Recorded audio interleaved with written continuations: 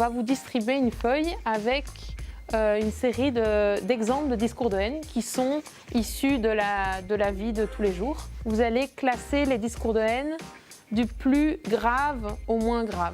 Les discours de haine sont des discours préfabriqués avec une simplicité d'intégration, une simplicité de schéma d'analyse, de schéma mental. Donc on arrive plutôt avec des questions, avec de la facilitation, de la médiation pour permettre aux personnes de se questionner, de questionner notre vision du monde et de s'ouvrir ainsi à l'autre, en fait, de partir de soi vers l'autre. Est-ce qu'elle a un problème pour penser comme ça ?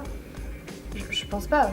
C'est juste qu'on a des valeurs différentes, mais je peux pas critiquer son système de valeurs pour autant. Parfois, c'est même le contexte géopolitique qui peut être utilisé ou instrumentalisé pour limiter certaines libertés.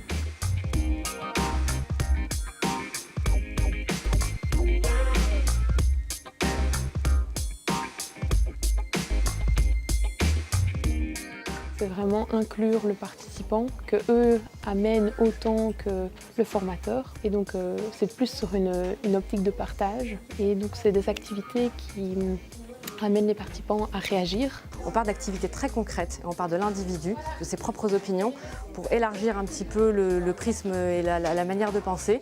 Et on va leur demander qu'est-ce qu'on vient de faire ici, on prend de la hauteur.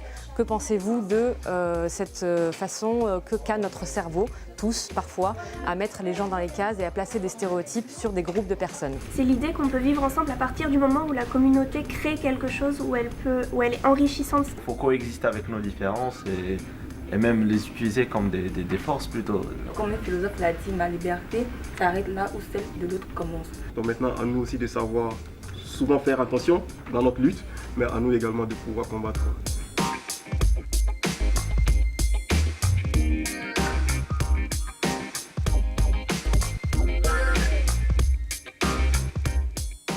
Ce que j'ai vécu aujourd'hui va m'aider à m'ouvrir davantage aux autres, à écouter davantage aussi les autres et pas seulement camper sur mes positions. C'est vraiment rare aujourd'hui de trouver ça. On a pu débattre, discuter, parfois être d'accord, parfois non, dans tout le respect et la convivialité. Pas connaître les autres, ça m'a apporté plus un esprit d'ouverture où j'ai pu aller plus avant de personnes qui pensaient peut-être pas forcément exactement comme moi.